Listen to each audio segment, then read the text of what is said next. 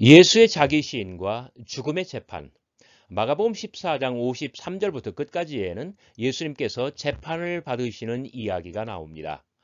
예수님께서 재판을 받으실 뿐만 아니라 그 결론이 뭐냐면 사형 언도예요. 결국 예수님 복음의 이야기가 예수님의 십자가형으로 십자가 죽음으로 끝날 거 아니에요. 물론 부활의 이야기가 그 다음에 부터 나오지만은요.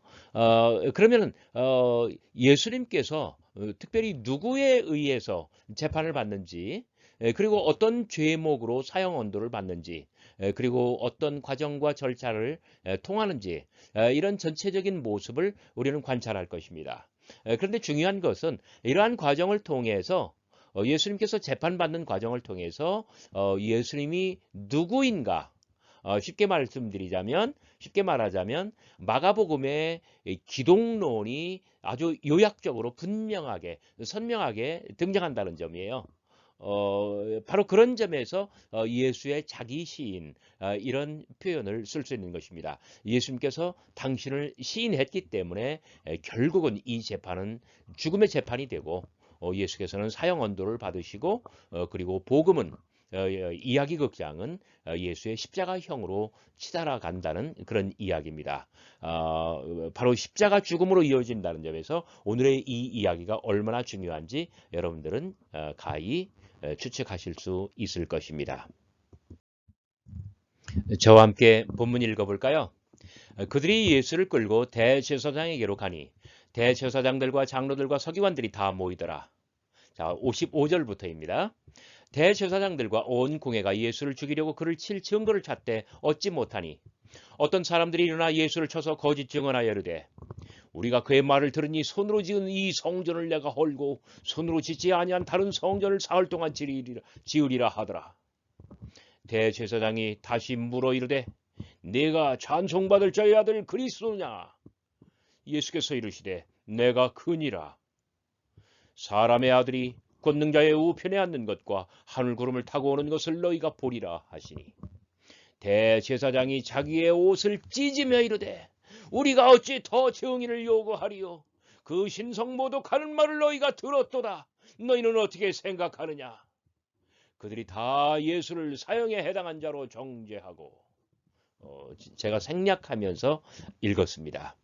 제가 이 하늘색 계통으로 파란색 계통으로 표현한 것이 어떤 유대교 유대 사회의 그 지도부, 그러니까 최고 권력자들을 표현한 것입니다. 자, 온 공회죠. 대제사장들, 장로들, 서기관, 이 대서장 하면은 온 공회 사내들인이에요. 그리고 그들은 특히 이 대제사장이 사내들인의 의장으로서 온 공회의 의장으로서 이 재판을 주도해 나가고 있습니다. 네가 어떤 찬송받을 자의 아들 하나님의 아들 그리스도냐? 라고 물으니 내가 그니라라고 했고요. 자, 예수님의 정체는 세 가지로 나타납니다. 예수는 손으로 짓지 아니한 다른 성전이고, 둘째, 찬송받을 자의 아들 그리스도, 하나님의 아들 그리스도시고요. 자, 하나님의 아들이면서 동시에 사람의 아들이에요. 사람의 아들이기 때문에 권능자의 우편에 앉고 하늘 구름을 타고 올 것이며, 자, 이렇게 오는 것은 무엇을 위함이다? 심판을 위함이에요. 심판의 대상은 뭘까요? 세상, 그리고 사내들인 온 공회가 될 것입니다. 바로 이런 점에서 그들이 예수를 사형에 해당한 자로 정죄하고 예수에게 사형을 언도하는 것입니다. 자, 기초적인 본문 관찰입니다. 시간적으로는 예루살렘 다섯째 날, 그러니까 목요일 날 굉장히 심야입니다. 그러니까 최후의 만찬이 이미 저녁 시간이었죠. 그리고 겟세마나에서의 어떤 기도와 이 숨바꼭질, 이게 굉장히 아주 긴 시간이 흘러요. 그리고 체포하러 가룟 유다가 나오잖아요. 자, 이런 모든 것들이 굉장히 많은 시간을 뭐랄까요? 소비하게 하고, 그리고 예수님은 이렇게 아주 그냥 심야라고 하기보다는 아마 새벽으로 보는 것이 더 정확할 것 같아요. 이런 과정을 통해서 재판을 받는다는 것이죠. 자, 공간적으로는 예루살렘 대제사장의 관저, 특별히 이 재판을 받는 것은 윗들입니다. 아랫들은 조금 있다가 이제 다음 동영상에서 베드로가 예수를 부인하는 그 공간이 됩니다. 자, 등장하는 인물 누굴까요? 예수님, 그리고 이 대서장, 합해서 사내들인입니다. 그리고 사내들인의 의장인 대제사장이 이 모든 재판을 주재하고 그리고 결정적인 역할을 합니다. 그리고 또 어떤 사람들이 다른 어떤 고소를 했다 이런 이야기가 나오고요. 자, 문학적인 주제는 그리스도의 자기 시인과 그 결과로서의 사형언도예요. 그렇다면 신학적인 주제는 뭘까요? 본문 읽을 때 말씀드린 것처럼 그 과정에서 예수가 누구인지 어떤 기독론적인 계시가 드러난다는 점입니다. 자, 서사적인 문맥으로 보면은 어, 그, 수요일 날 대관식이 있었고요. 그리고 목요일 저녁에 최후의 만찬, 그리고 겟세마네의 기도, 그리고 체포. 목요일 굉장히 이 밤 시간에 저녁부터 밤 시간에 굉장히 많은 일들이 벌어져요. 그리고 이 재판과 사형 언도. 오늘의 본문에서는 이 동영상에서는 예수님의 자기 시인이 나오고 그다음에 다음 동영상에서는 베드로의 예수 부인이 나올 것입니다. 그리스도 부인이 나올 것입니다.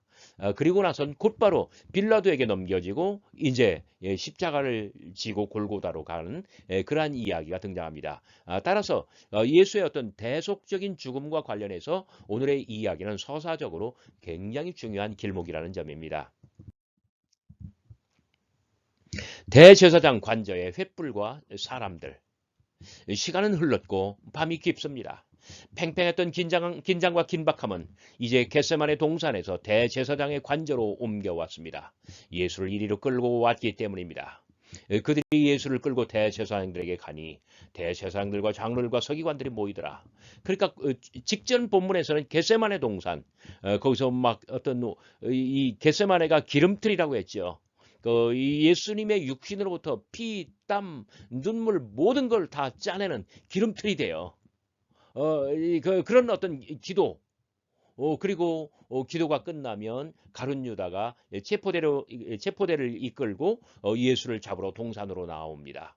자, 기도할 때는 제자들의 눈이 너무 무거워서 어떤 이 썩은 동태 눈깔처럼 됐다는 얘기예요. 보지 못하는 눈. 그리고 체포할 때는 옆에 있는 사람이 어떤 체포조에 예수를 아마 제압하던 그 사람의 귀를 잘라내죠. 그러니까 눈과 귀의 이야기가 나오는 것을 본 적이 있습니다. 자, 겟세마네 동산에서는 정말 아주 긴박하고 팽팽했던 긴장 이런 것들이 가득했는데 이제는 그 모든 것들이 겟세마네에서는 조용해졌고 이제 대제사장의 관저로 옮겨왔다는 거예요. 자, 예수를 포박해서 끌고 오니까 사람들이 다 여기로 이제 모이고 있습니다. 하여튼 뭐 언론, 매스컴, 뭐 카메라, 뭐 이런 모든 것들이 뭐 기자들 다 여기로 이제 다 들어왔다는 이야기예요. 자, 대문이 열리자 검과 몽치로 무장한 사내들이 들이닥치고 오라에 묶인 예수도 끌려옵니다. 아마 대문을 열고 확 밀었을 때에 예수는 막 오라에 묶인 채 그 뜰에 넘어졌을 것 같아요. 대제사장들과 장로들과 서기관들이 속속 여기에 당도합니다. 관저 윗뜰에서는 어둠 속에서 군데군데 횃불이 타오르며 밤을 밝힙니다. 불은 작은 미풍에도 각각의 회 위에서 사납게 불춤을 춥니다. 저기 윗뜰에서 죽음보다도 깊은 어둠 속 사나운 불춤이란 무고한 예수를 어찌하려는 저 간악한 이들의 걸칠고 억센 몸짓과도 같습니다. 지엄한 성전 위에 새로운 성전? 자, 온 공회가 예수를 잡는데 혈안입니다. 여기 온 공회를 헬라어로 읽으면 홀론토 스네드리온. 여기서 선헤드린 이 사네드린이라는 말이 여기 히라보 여기서 나오는 거예요. 홀론이라는 all the Sanhedrin. 그러니까 the whole Sanhedrin 뭐 이렇게 영어로는 번역하겠죠. 온 공회, 공회. 그러니까 사도신경에도 공회가 나오나요? 공교회? 그래요. 좋습니다. 사내들 구별하기 위해서 앞으로는 제가 사내들인이라고 표현을 하겠습니다. 어떤 사람들로 구성된다고요? 대서장, 대제사장들, 서기관들, 그럼 장로들. 장로들이라고 번역했습니다만은 현대 교회에서의 장로님하고는 달라요. 분명히 알으셔야 돼요. 오히려 원로들이라고 하는 것이 제가 보기에는 더 나을 것 같아요. 자, 재판이 미궁에 빠집니다. 그때 머리 좋은 이가 언성을 높입니다. 우리가 그의 말을 들으니 손으로 지은 이 성전을 내가 헐고 손으로 짓지 아니한 다른 성전을 사흘 동안에 지으리라 하더라. 뭔가요? 사람의 손으로 지은. 이건 구약 성경에서 어떤 관용구처럼 나와요. 뭘까요? 우상을 표현할 때 이렇게 표현합니다. 여호와 하나님은 지음 받은 게 아니에요. 스스로 존재해요. 나는 스스로 존재하는 자 아니라. 그 모세에게 그렇게 말씀하시잖아요. I am that I am. 그렇게. 근데 모든 우상은 사람의 손으로 만든 거예요. 그러니까 예수님께서는 그 유대인들이 믿을 때에 하나님이 거처하시는 지고한 존전인데 그 성전을 가리켜 예수께서는 가증스러운 우상이라고 그렇게 부르고 있는 것이에요. 그렇게 말했다 이거예요. 손으로 지은 사람의 손으로 지은 이 성전 이 우상을 내가 다 헐어버리고 그렇잖아요. 그렇다면 손으로 짓지 아니한 사람의 손으로 짓지 않은 새 성전 이거는 뭘까요? 기존의 성전을 부정하고 새로운 성전을 주창하면 체제 전복의 의도가 아닙니까? 그 요한복음 3장에 이런 비슷한 이야기가 나옵니다. 우리가 들으니 뭐예요? 이 성전을 헐라? 내가 사흘 안에 새로운 성전을 짓겠다. 그랬더니 막 바리새인들이 난리 났어요. 네가 아무리 목수의 아들이라 하라고 해도 그렇지. 어떻게 46년 동안 지은 성전을 사흘 동안에 짓겠다고 하는 것이냐? 하지만 이것은 당신의 성전 대신 육체를 가리킵니다. 자, 육체, 소마, 당신의 몸. 자, 그 육체로 드리는 예배, 육체 안에서 드리는 예배.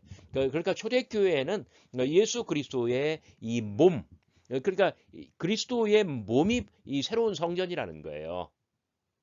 그러니까 옛날 예루살렘 성전에서는 제사를 드리잖아요. 근데 기독교는 뭐예요? 예수 그리스도의 죽음과 부활을 안에서 모이고 예배하고 친교잖아요. 바로 이것이 뭐냐면 육체로서 드리는 예배 그러한 개념인 것입니다. 반성전론자 예수. 그들의 기소가 맞아요.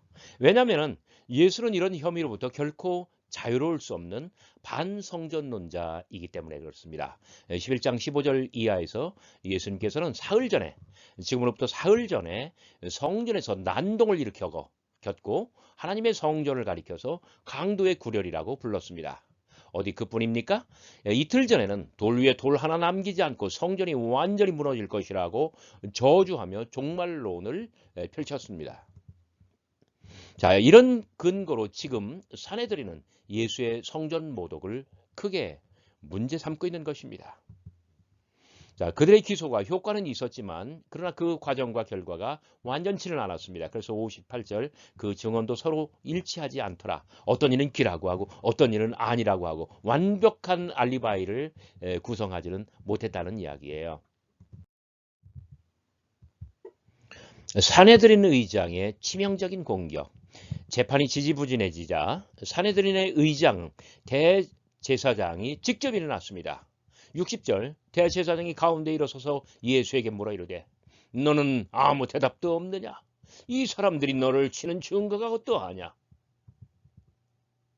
그러나 예수는 침묵합니다. 여호와 하나님도 말이 없습니다. 결론은 하나거늘 의장은 마음이 급합니다. 드디어 그가 치명적인 급소를 찾아냈습니다. 예의 차갑고 차분한 소리로 그러나 정곡을 찌르며 묻습니다. 내가 찬송받을 자의 아들 그리스도냐? Are you the Christ, the Son of the Blessed? 하나님의 아들 그리스도냐는 물음입니다. 그대는 진정 하나님의 아들인가? 정령 그리스도인가? 자, 가타 부타 예수께서는 정직하게 아주 스트레이트하게 답변을 하셔야만 합니다. 그리스도의 대답, 마가의 대답. 먼저 마가의 대답을 한번 살펴봅시다. 마가의 대답은 분명해요. 1장 1절. 마가복음의 타이틀에서 마가는 예수님의 정체를 이렇게 이야기해요. 그리스도 곧 하나님의 아들이시라고요. 그래서 1장 1절 타이틀이 이렇게 돼 있잖아요. 그리스도이시며 하나님의 아들이신 예수 복음의 기원 또는 복음의 시작 그렇게 말했잖아요. 뚜껑을 열면 바로 11절에서 예수님께서 세례를 받고 물에서 올라오실새 하늘로서 소리가 나기를 너는 내 사랑하는 아들이라 내가 너를 기뻐하노라. 자, 하늘도 예수에게 우주적으로 선포하는 거예요. 너는 내 사랑하는 아들이라 내가 너를 기뻐하노라. 어디 그뿐입니까? 예수님께서 베드로, 야고보, 요한을 데리고 변모의 산으로 오르셨을 때에 그때 예수 앞에서 제자들에게 하늘은 분명하게 또 선언합니다. 이는 내 사랑하는 아들이니 너희는 그의 말을 들으라. 그리고 이제 조금 진도가 더 나가면 십자가형이 끝나는 순간, 예수님께서 운명하는 순간 십자가형을 다 주도했었고 집행했었고 그리고 책임을 져야 할 백부장이 죽는 예수를 바라보며 말합니다. 이 사람은 진실로 하나님의 아들이었도다. 자, 마가의 대답은 이렇게 아주 완벽하게 예수는 하나님의 아들 그리스도셨다는 거예요. 그렇다면 예수님은 어떨까요?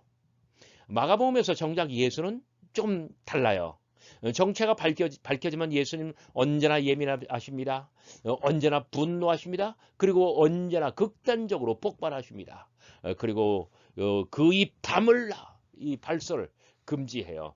침묵의 명령이잖아요. 1장 24절 25절 가버나움 회당에서 안식일 날 귀신을 축출할 때 1장 34절 베드로의 집 앞에서 많은 병자들을 고칠 때 또 3장 11절 12절 요약보도 5장 7절부터 8절 거러사 광인을 고치실 때 8장 29절부터 34절까지 그러니까 베드로가 주는 그리스도이십니다.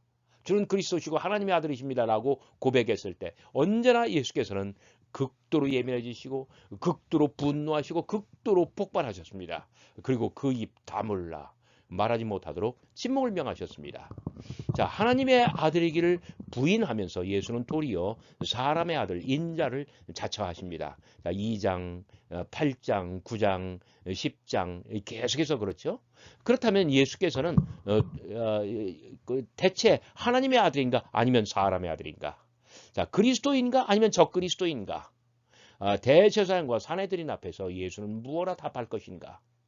그러니까 독자들로서는 굉장히 자 이런 저간의 사정 마가복음을 디테일하게 많이 알고 있는 독자들로서는 정말 궁금한 그러한 대목이에요. 자, 예수께서는 재판정에서 어떤 대제사장의 관저에서 재판을 받는 현장 거기서 예수께서는 뭐라고 답하셨을까요? 자, 예수님의 답은 무엇이었을까요? 에고 에이미. 예수께서 대답하셨습니다. 내가 그니라. 어떤 질문에 대해서? Are you the Christ, the Son of the Blessed? 네가 찬송받을 자의 아들 그리스도냐? 이 질문에 대하여 하나님의 아들 그리스도냐? 하나님의 아들이냐? 그리스도냐? 이렇게 물었을 때 내가 그니라 라고 답을 했는데 그 헬라어는 뭐냐면 에고 에이미. 에고는 1인칭 단수 대명사입니다. 나는 에이미 이다. 영어로 말하면 비동사예요. I am. 자, 대제사장의 질문과 예수의 대답을 다시 한번 봅시다. Su eho Christos, ho huios tu eulogeitu. 자, eulogeitu 찬송받을 자, 찬송받으리 하나님이시죠. 의 아들 그리스도냐? Su e, are you? 자, 여기 콜론으로 되어 있는 것은 헬라에서는 물음표. 그래서 이것은 질문형입니다. Su eho Christos, ho huios tu eulogeitu. 네가 찬송받을 자의 아들 그리스도냐? 그랬더니 예수님께서 에고 에이미 I am 대답을 하셔요. 사람의 아들이 권능자 그러면서 뭐라고 말씀하셔요? 사람의 아들이 권능자의 우편에 앉는 것과 그리고 하늘 구름을 타고 오는 것을 너희가 보리라. 야, 수 에이 그다음에 에고 에이미 are you 여기를 I am are you 너는 뭐뭐뭐 이냐 물었을 때 나는 그렇다. 이 에고 에이미는 아주 뒤에 보어가 없어요. 그러면 이건 절대 어떤 절대형 그런 문장이 돼요. 자, 이것은 여호와께서 모세에게 주신 자기 계시의 말씀. 당신은 누구간데라고 했을 때 나는 스스로 있는 자 아니라 그때 헬라어로 뭐냐면 에고 에임입니다. 자, 예수는 바다에서 제자들에게 다가서 당신의 신성을 계시할 때도 에고 에임이. 자, 이게 두 번째 항에 무리를 걷는 기적 이야기에서 그래요. 예수님께서는 이렇게 에고 에임이 말씀하셨고 지금 다시 또 에고 에임이 말씀하십니다. 자, 위험한 자기 계시. 예수는 법적으로 가장 예민한 자리. 어떤 당신의 목숨이 오가는 이 생사의 갈림길에서 당신의 정체를 그리스도 하나님의 아들이라고 밝히셨습니다. 자, 더욱이 아주 위험한 점을 말했어요. 62절 사람의 아들이 권능자의 우편에 앉는 것과 하늘구름을 타고 오는 것을 너희가 보리라. 자, 여기 권능자의 우편에 앉는다. 이거 다니엘서에 있는 그러한 어떤 하늘 보호자의 모습이에요. 유대 묵시 문학의 어떤 절정인데요. 그 다니엘이 그 어떤 하늘로 들림 받아서 올라가 봤어요. 그런데 막 하늘 그 중앙에는 이 어떤 보좌가 있는데 그 보좌는 다 불덩어리예요. 바퀴가 달렸는데 어마어마한 불이 타오릅니다. 그 이 보좌 이 바퀴에서 불이 나와 가지고 막 이 천갈래 만갈래 불의 강이 흐릅니다. 그런데 거기에 보좌에 앉으신 분이 한 분 계셔요. 근데 거기에 수천, 수만, 수십만, 수백만의 천사들이 여호와 하나님을 거기서 섬기고 또 옹의하고 그리고 거기서 어떤 시중을 들고 있어요. 그런데 그 옆에 누군가 다가서서 옆에 좌정해요. 그 사람이 누구냐면 그 얼굴이 사람과 같고 이게 사람의 아들이에요. 이 사람의 아들도 옛날부터 계셨는데 창조 이전부터 계셨는데 감춰 있었다가 이제 나타났다는 거예요. 자, 하나님의 아들. 그런데 마가는 어떤 신학적으로 분명합니다. 하나님의 아들이 바로 사람의 아들이다. 그리고 그리스도가 이 비운의 주인공이다. 이 죽을 수밖에 없는 비운의 주인공이다. 그런데 반전이 있을 것이다. 뭡니까? 사람의 아들이기에 하늘구름을 타고 와서 권능자의 우편에 앉을 것이다. 사람의 아들이기 때문에 심판자의 자리에 앉아 세상과 특히 사내들인을 포함하여 온 우주를 다 심판할 것이다. 이 악한 자들을 다 처치할 거라는 이야기예요. 이 다니엘서에 있는 하늘 보좌와 예적부터 계시니 그리고 그 옆에 있는 사람의 인자 같으니 모두가 다 이 심판과 관련되어 있는 이야기입니다. 자, 마가복음에서 사람의 아들은 굉장히 인간적인 모습으로 나타나요. 그러니까 2장 10절에서 맨 처음 나왔잖아요. 그 사람의 아들이 인자가 땅에서 죄를 사하는 권세가 있는 줄로 이루 알게 하려 하노라. 거기서부터 사람의 아들 인자가 나오기 시작을 하는데 그런데 정말 사람의 아들은 사람과 같아요.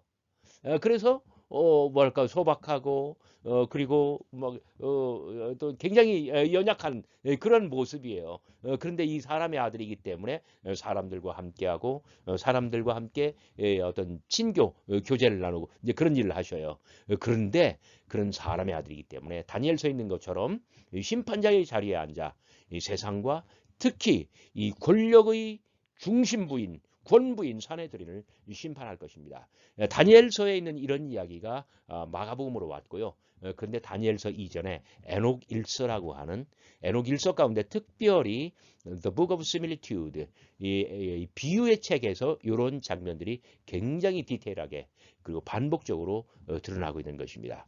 그래서 오늘 이러한 장면들은 유대 묵시문학에서 온 마치 마가복음 13장과 마찬가지로 그러한 어떤 성서 전통인 것을 기억해 주시면 좋겠습니다. 자, 마가복음에서 주목할 만한 세 개의 장면을 여러분들 기억하시기 바랍니다. 8장 27절 이하에서 베드로는 예수님을 그리스도라고 고백을 합니다. 하지만 예수께서는 거부하십니다. 자, 14장에서 한 여성 예언자에 의한 그리스도 대관식을 예수께서는 받으십니다. 수용하셔요. 그리고 이번 마지막 재판에 어떤 불후의 재판, 결정적인 재판, 사형 언도를 받는 재판에서 예수께서는 그리스도 되심을 천명하십니다. 자, 그러니까 1번과 3번은 반대죠. 그 사이에 뭐가 있느냐? 그리스도 대관식이 있다는 점이에요. 바로 이런 점에서 한 여인이 예수를 그 머리에 기름 부어서 그리스도로 옹립하는 이 그리스도 대관식, 그것을 수용하면서 이렇게 태도가 완전히 바뀐다는 점을 여러분들 기억하시기 바랍니다. 바로 이런 점에서 예수의 자기 시인, 그리스도의 자기 시인이라고 오늘 본문을 그렇게 이름 붙일 수 있는 거예요. 예수를 죽여야만 하는 이유, 그것은 무엇일까요? 대제사장과 사내들인 앞에서 예수는 당신을 하나님과 동일시하고 있습니다. 그들 보기에 예수는 너무나 가증스럽고 너무나 끔찍한 죄인입니다. 대제사장이 분연히 일어나 자기의 옷을 찢으며 말했습니다. 그 신성 모독하는 말을 너희가 들었도다. 죄수가 신성을 모독하면 어떻게 해야 되는가? 재판관들은 다 옷을 찢어야만 해야 돼요. 그리고 대제사장이 일어나 옷을 찢어요. 그러니까 우르르 다 같이 옷을 찢으면서 순식간에 사내들로부터 대제사장은 합의를 도출하였습니다. 그래서 이 자는 죽는 것이 마땅하다 하면서 십자가형을 사형을 언도합니다. 그들이 다 예수를 사형에 해당한 자로 정죄하고, 자, 이것이 오늘 본문의 마지막입니다. 그런데 이 본문을 이제 베드로의 이야기가 둘러싸고 있거든요. 정말 마가의 천재적인 이 어떤 문학성이 다음 동영상에서 여러분들에게 여러분들을 기다리고 있을 것입니다. 여러분 꼭 함께 봐주시면 대단히 감사하겠습니다.